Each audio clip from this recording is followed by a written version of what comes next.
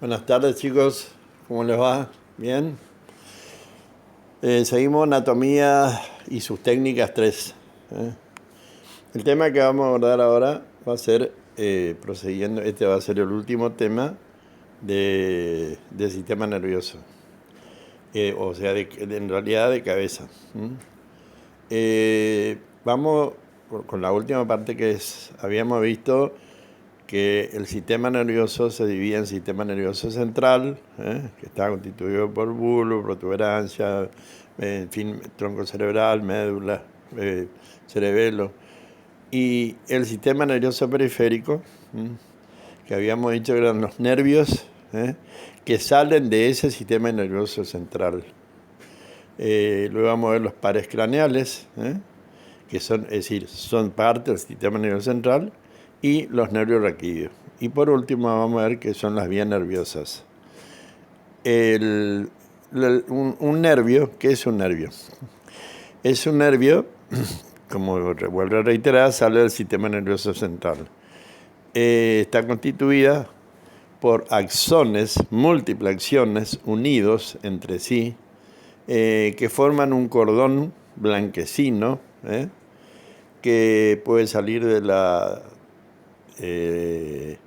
cráneo, del tronco cerebral, y son los pares craneales, o que pueden salir de las médulas, que son los nervios raquídeos.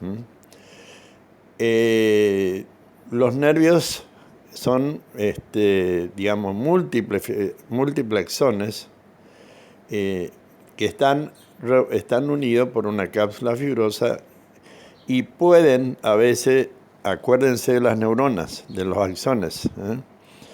La longitud que puede tener un nervio puede ser de centímetro o de metro.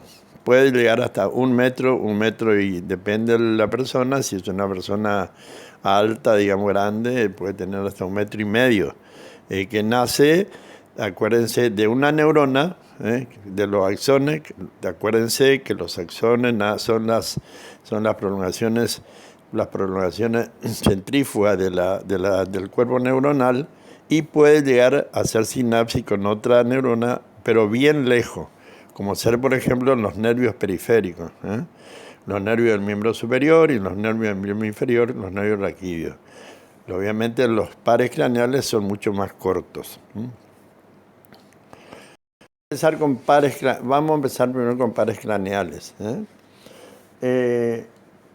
Como vemos en esta imagen, vamos a ver acá el nacimiento de los pares craneales. Entonces, los pares craneales son nervios asociados principalmente a la cabeza y al cuello. O sea, van a inervar toda la cabeza y el cuello.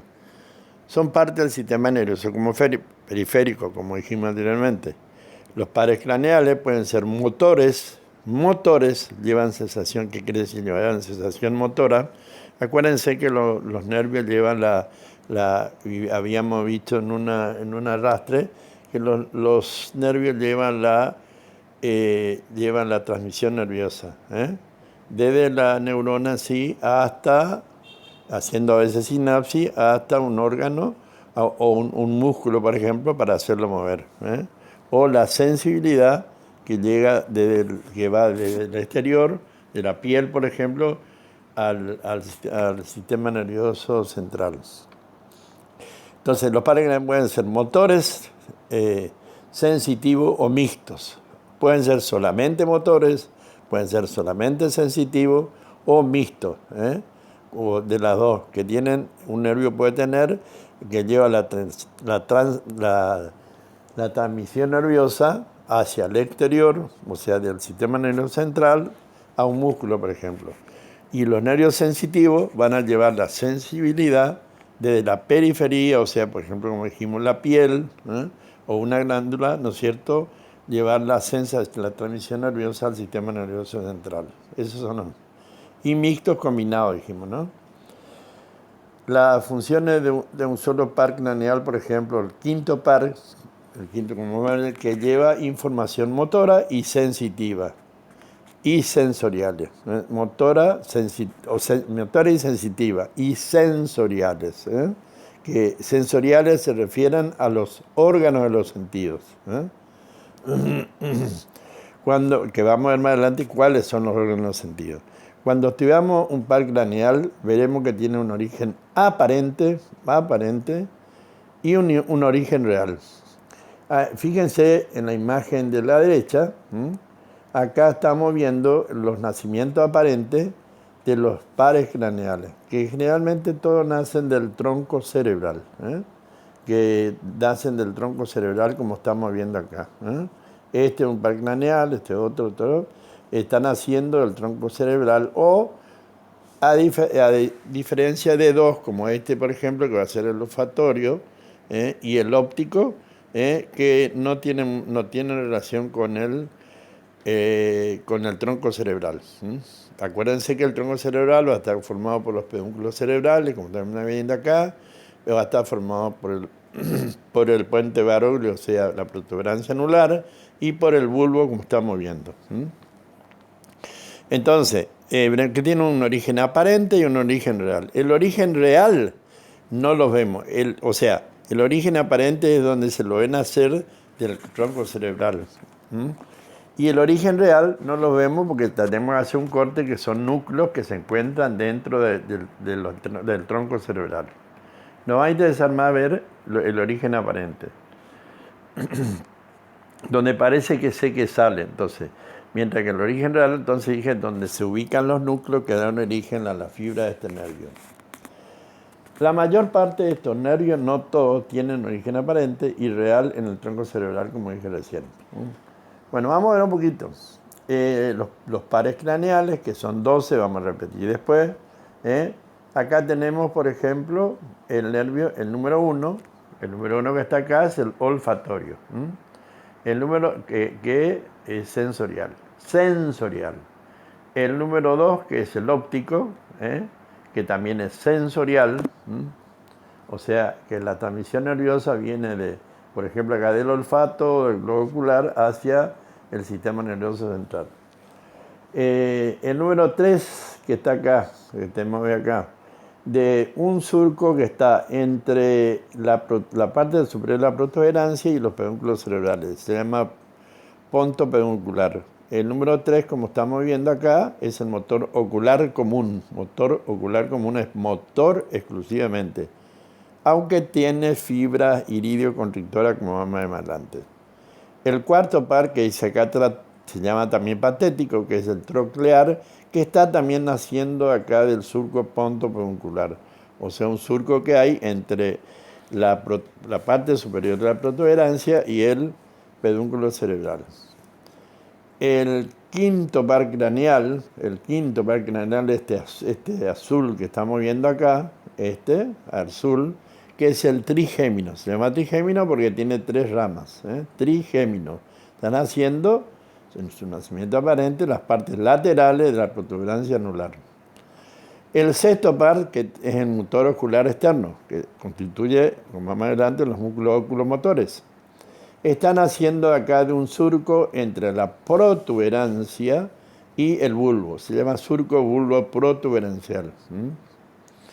Luego, el 7, que ya habíamos mencionado anteriormente, el facial, que es, este sí que es mixto, sensitivo motor, y están haciendo, pero mayormente motor, que están haciendo también en las partes laterales del surco bulbo protuberancial. Todo en el tronco cerebral. El octavo par craneal, también están haciendo ahí al lado. En el surco bulbo protuberancial. Nacen juntos y se caminan juntos hasta el peñasco. Luego, el noveno par que se llama, acá está, el noveno par es el glosofaringio. Están haciendo la parte posterior del bulbo, de un surco posterior del bulbo. El noveno par, que es sensitivo, sensorial y motor. Y el vago, o sea, el neumogástrico, que ya lo había mencionado cuando vimos paquete vascular nervioso. Este es motor, sensitivo y neurovegetativo. Disculpen, disculpen. El vago es décimo. El vago es el décimo par. Después tenemos el once par, que el once par que está acá, que es el espinal, el nervio espinal, que es exclusivamente motor. Y luego viene el 12, que es el hipogloso, porque va a inervar a la lengua y a los músculos suprainfraoideos, que es también motor exclusivamente. Bueno. Bueno, acá vamos a ver esta imagen que está muy interesante para hacer un repaso general y después vamos a ver detalladamente un poquito más los nervios. Entonces, vamos a repetir otra vez, el primer par craneal es el olfatorio, que acá lo tenemos. Acuérdense del bulbo olfatorio que estaba por encima de la lámina cribosa del etmoide, y acá son los filetes que están, esto se denomina mancha amarilla, que están en la parte superior en la parte superior de las fosas nasales. El óptico, que van a ser que es sensorial también, van a ser del globo ocular y se va a dirigir hasta este lugar que se llama quiasma óptico, donde de un lado termina uno y del otro ya termina dos. Quiero aclarar que estos son 12 paracraneales. 12 paracraneales. En realidad son 24. 12 de un lado y 12 de otro lado. Luego, esto para hacer un repaso. Acá tenemos, por ejemplo, los músculos oculomotores. ¿Ven? Estos músculos oculomotores están totalmente destinados a mover a los músculos que mueven el ojo, que yo vamos a ver más adelante cuáles son. Está destinado, entonces, nace de acá del pedúnculo, y se dirige, ¿no es cierto?, hacia el globo ocular para inervar los músculos oculomotores, o sea, los músculos que mueven el ojo. Ya lo vamos a ver mejor con más detalle más adelante. Luego el quinto par, que está acá, que están haciendo la parte lateral de la protuberancia, como dije hoy, que tiene el trigémino, que tiene, fíjense, tiene fibras. Lo azul es sensitivo. Fíjense, va a estar dado la inervación, o sea, la inervación sensorial de la cara, que va a estar el oftálmico, el maxilar superior y el maxilar inferior, que va a ingresar, dijimos que los sensoriales, o sensitivos mejor dicho, van desde el órgano o del músculo al sistema nervioso. Y este que está saliendo acá en rojo, cuando veamos azul es sensitivo, cuando veamos rojo es motor. Esta, por ejemplo, es el nervio mandibular o el nervio masticador, que va a ir a inervar los músculos masticadores. Lo vamos a ver con más detalle más adelante. Entonces, los oculomotores son el tercero y el sexto. Nos vamos ahora, la vimos, y después vamos a ver el facial. El facial, perdón, el quinto, el sexto.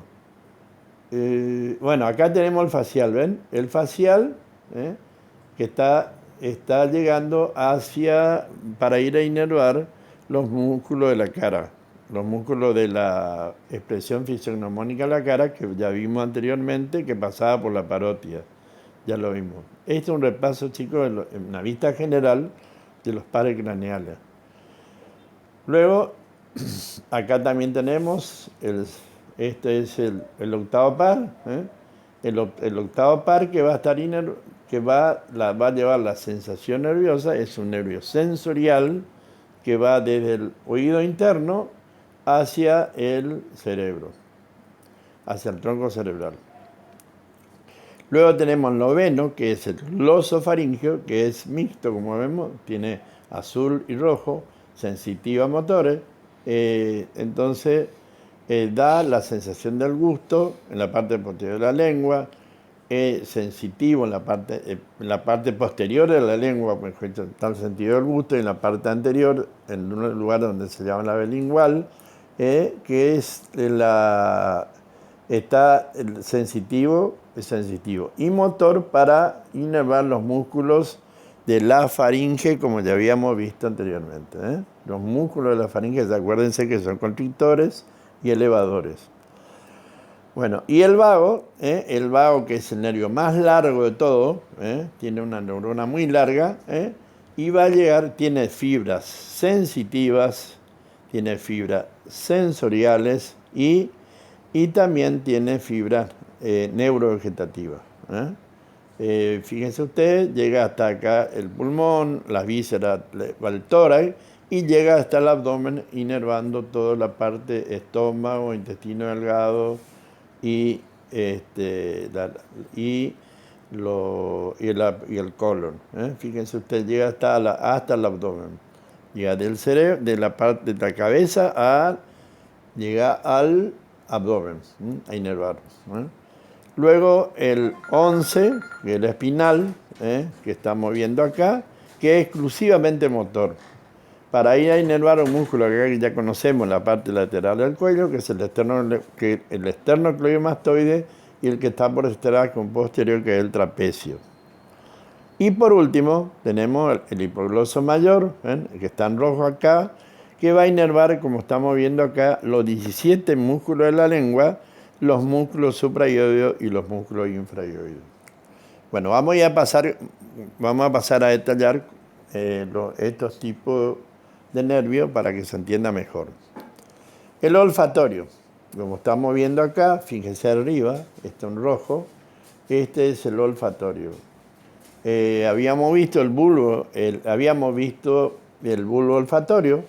La sensación va a nacer en la parte superior, dijimos que es sensorial, tanto lo sensorial como sensitivo van de afuera hacia el cerebro, la transmisión nerviosa. Bueno, nace acá de los múltiples filetes que pasan la lámina cribosa en la parte superior de las fosas nasales.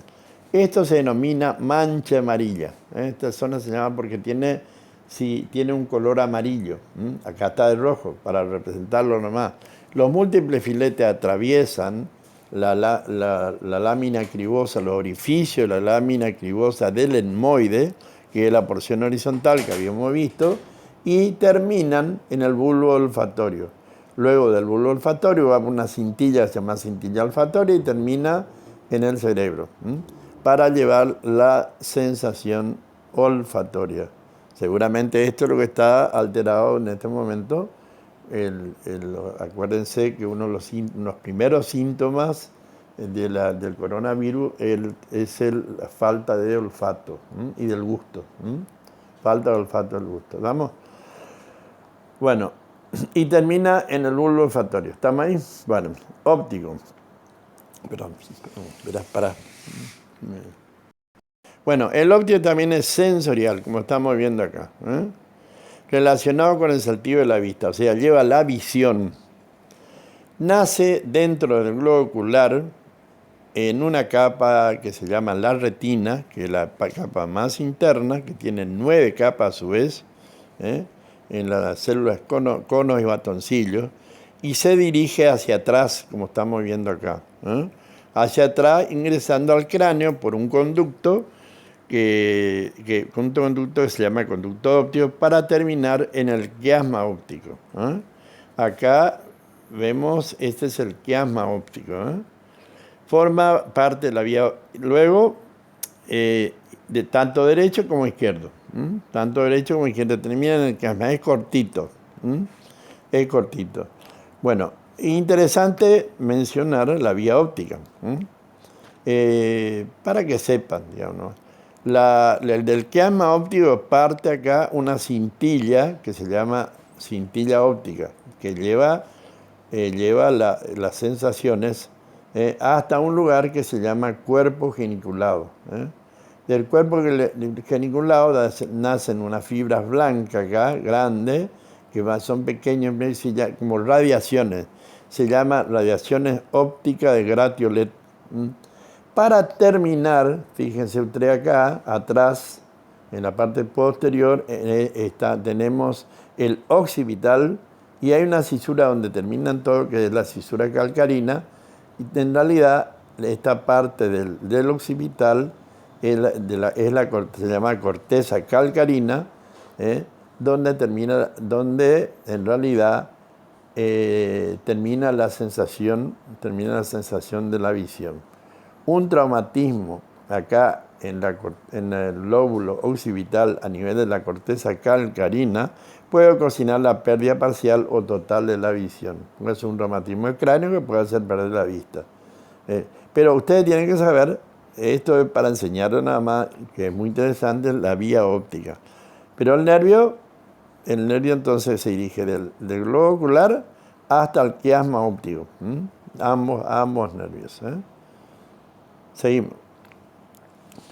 Los nervios acumulomotores son nervios encargados principalmente de los movimientos del globo ocular, inervando los músculos extrínsecos del ojo, que quiere decir extrínsecos que están por fuera.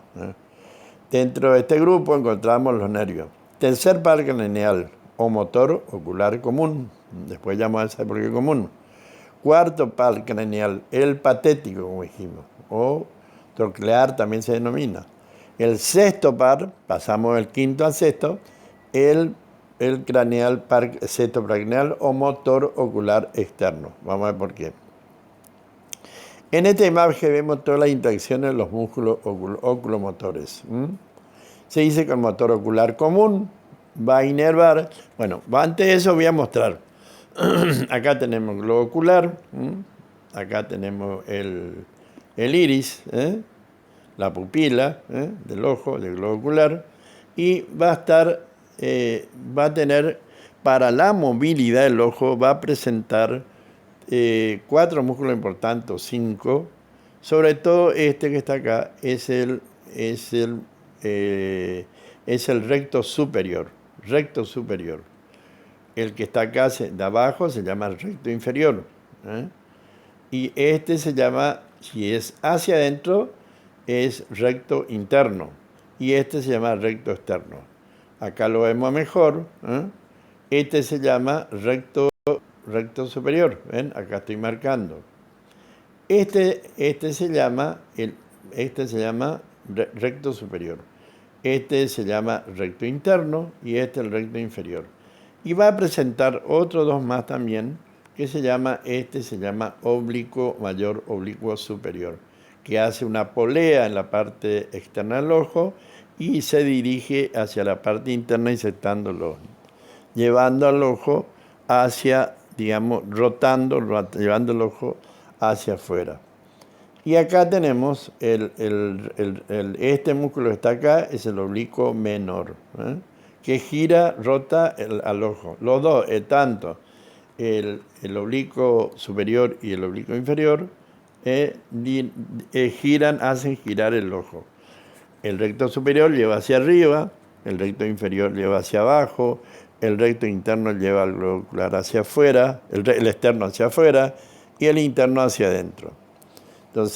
Entonces se dice que el motor ocular común inerva a la mayoría de los músculos oculomotores, a todos, como consigna.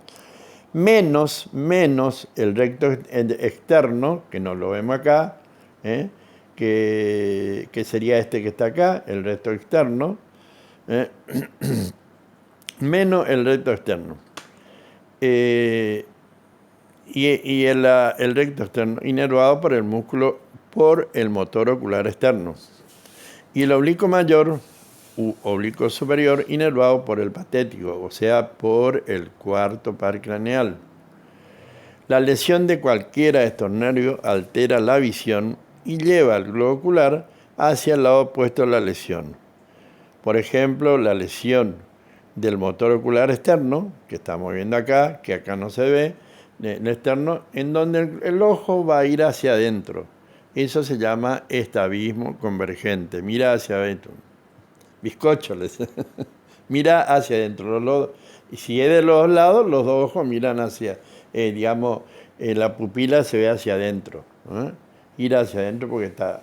Lesiones, por ejemplo. El motor ocular externo, no sé si ustedes se acuerdan, no lo mencionamos, pero ¿se acuerdan cuando vimos la imagen del seno cavernoso? El motor ocular no externo va, por ejemplo, por dentro del seno cavernoso, acompañando a la carótida interna.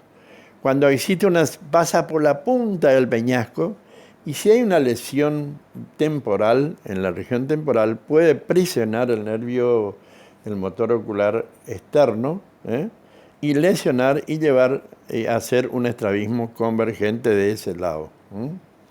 A veces, de nacimiento, si hay alteraciones, los estrabismos pueden ser también bilateral, o sea, del derecho y del izquierdo. El estrabismo puede ser convergente, lleva hacia adentro la pupila, o hacia afuera. Entonces, la lesión de cualquier de estos nervios altera la visión y lleva el globo ocular hacia el lado opuesto de la lesión. Y como dijimos recién, el ejemplo del recto externo. El trigémino. Bueno, es un nervio mixto, sensitivo y motor. Presenta 3 ramas, que de aquí su nombre, que está formado por nervio, como vemos acá, el nervio oftálmico. Les muestro mejor la imagen para que puedan entender. Esta parte sensitiva, y presenta acá un ganglio que se llama ganglio de Gasser. De acá inmediatamente ya va a la protuberancia.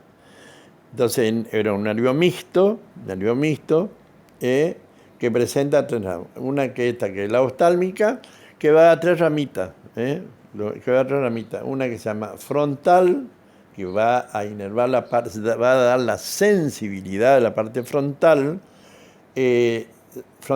Una nasal, que va a inervar las fosas nasales por debajo de todas las fosas nasales, por debajo del olfatorio, y va a inervar y va nasal frontal y un lagrimal. La glándula lagrimal se encuentra por encima interna del ojo, el globo ocular, que es donde secreta la lágrima. También va a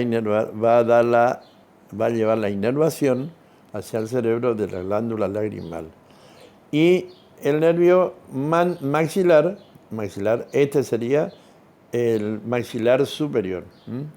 Este maxilar superior dice maxilar, también va a llevar la sensación de la mejilla, cerca de la nariz, de toda esta parte, de este sector rojo que estamos viendo acá. Todo eso es sensitivo. Y el mandibular, o maxilar inferior, o nervio masticatorio, que estamos viendo acá, que está en azul. Entonces dijimos, los 2 primeros son nervios sensitivos, van a llevar la sensibilidad al sistema nervioso central, y llevan la sensibilidad a toda la cara y la mandíbula. El nervio mandibular, que vamos a pasar a detallar ahora, que es muy importante, o masticatorio, está destinado a dar la movilidad de los músculos masticadores, que son macetero, temporal, pterigoideo externo y pterigoideo externo, que son músculos de la masticación. Todas las 4 actúan en la masticación. Bueno, vamos a empezar con el temporal, que se está muy bien viendo acá, que se inserta acá arriba en la fosa temporal. De ahí sus fibras se dirigen. ¿Se acuerdan de la apófisis coronoide del maxilar inferior? Ahí se inserta en un tendón en la parte inferior. Este es el músculo temporal, músculo masticatorio. Luego tenemos el macetero, o sea, estos son más externos y lo que estamos viendo acá son más internos.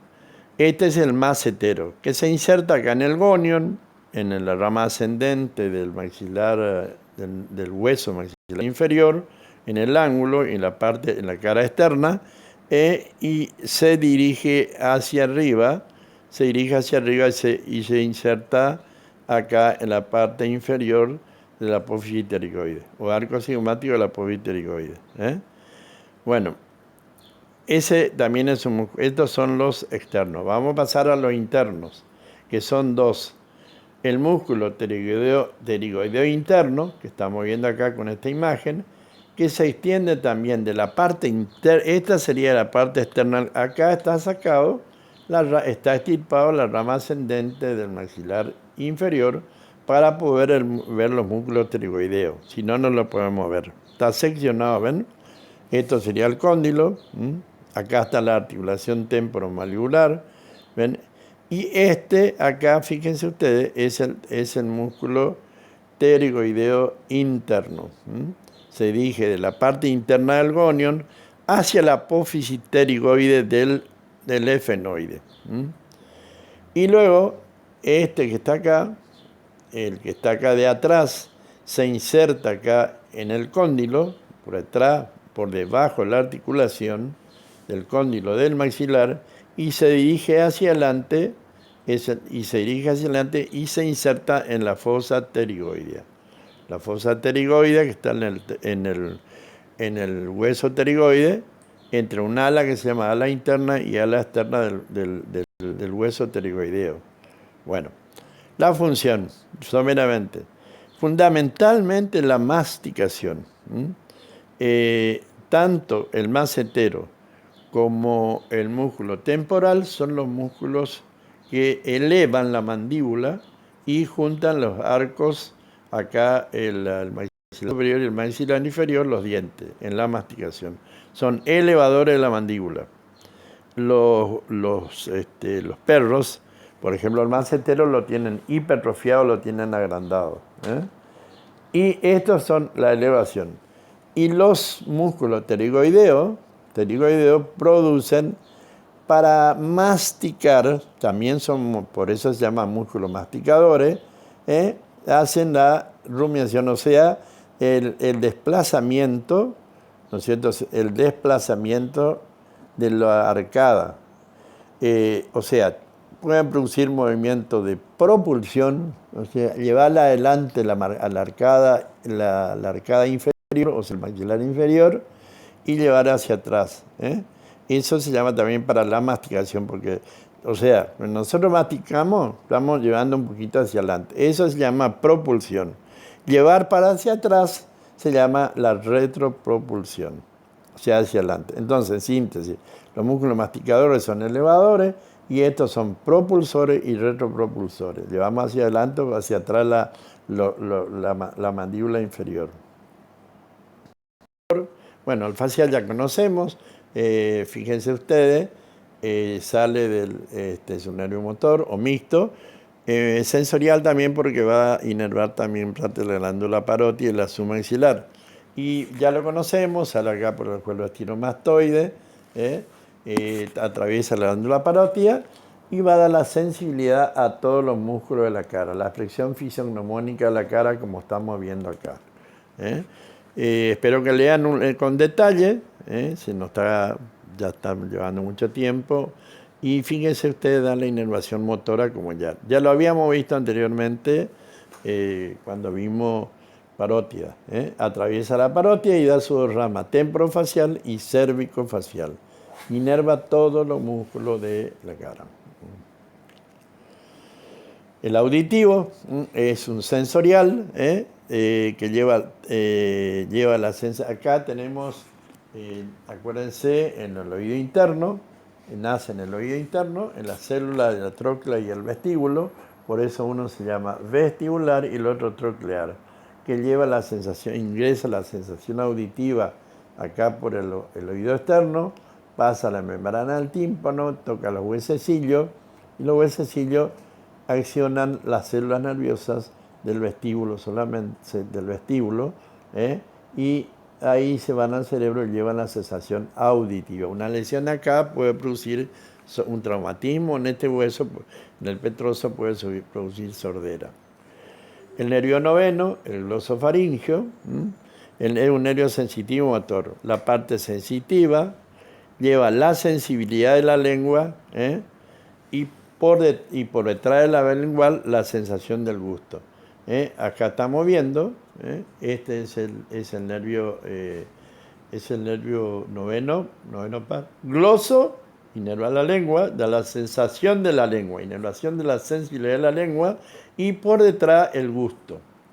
Y también dijimos, inerva la faringe, por eso se llama glosofaringio. Neumogástrico. El más largo, como dijimos hoy, el décimo par, es un nervio motor y sensitivo, es un nervio muy extenso cuyo territorio de inervación incluye visceral, el cuello, el tórax y el abdomen.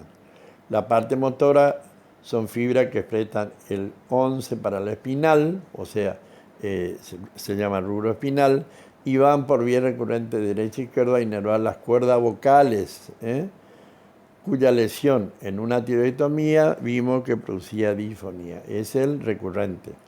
Una vez en la cavidad abdominal, el nemo gástrico izquierdo da las ramas que se distribuyen en el estómago y el hígado. Acá estamos viendo.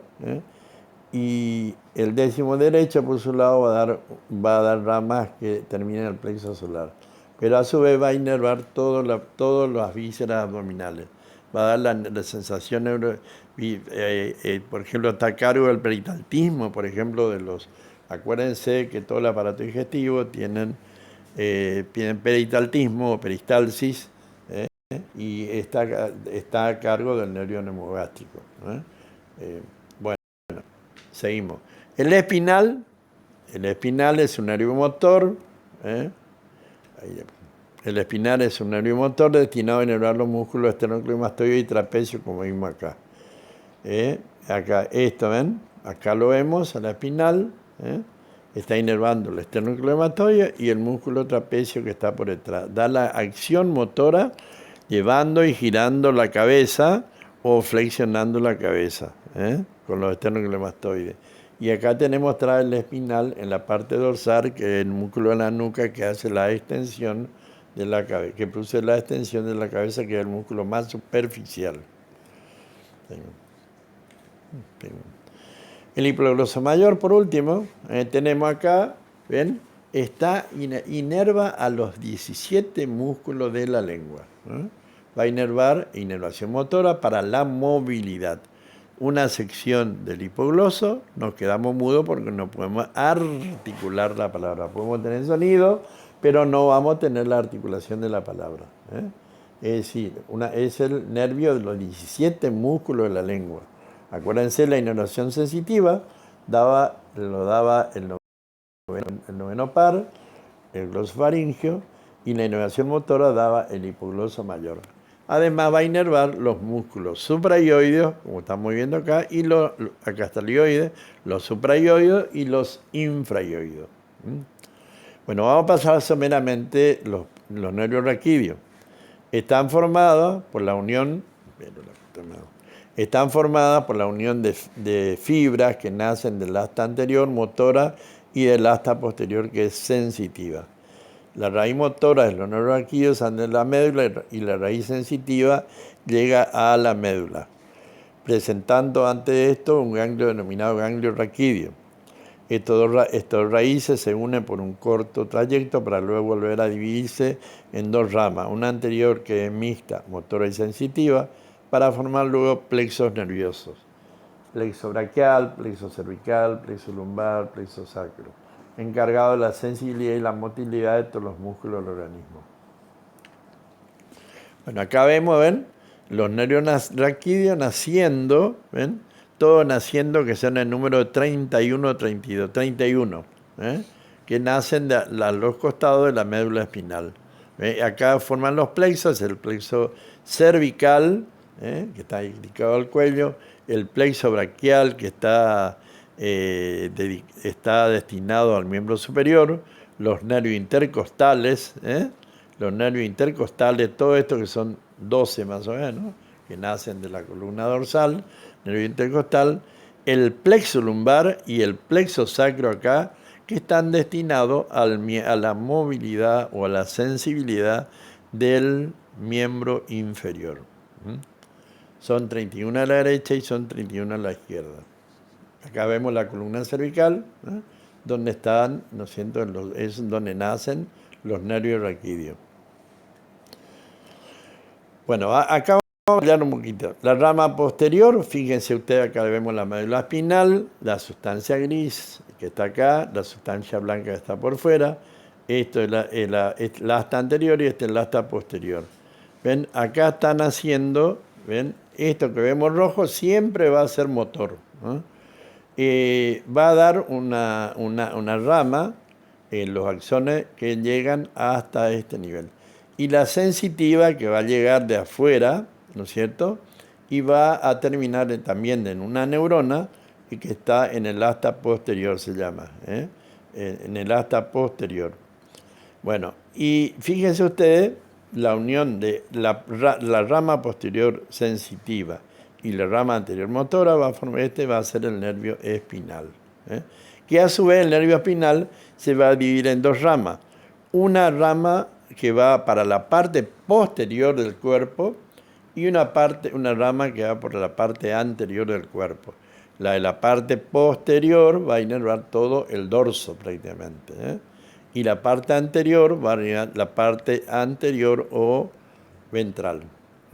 Fíjense ustedes, acá para demostrar, acá tenemos la parte, si queremos nosotros movilizar el músculo, por ejemplo, los músculos bíceps o los músculos del antebrazo, el brazo, ¿ven? Esta es la acción motora, va por el nervio raquídeo, va a formar los plexos y va a llevar acá, por ejemplo, a inervar.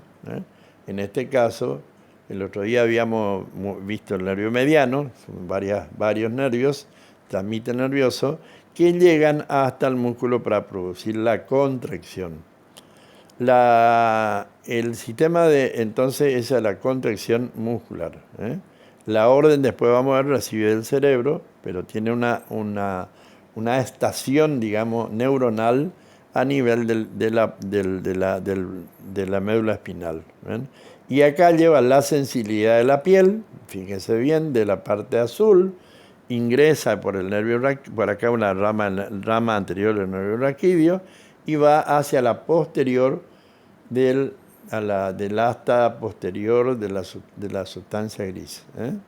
Ahí donde hay una neurona otra vez, una neurona. Las dos, tanto una como la otra, pueden tener hasta 1 y medio de largo. Estos son acuérdense, tanto la sensitiva como la motora van a ser los axones, van a estar constituidos por los axones de la neurona. Por eso es importante, siempre les recargo que sepan neurona.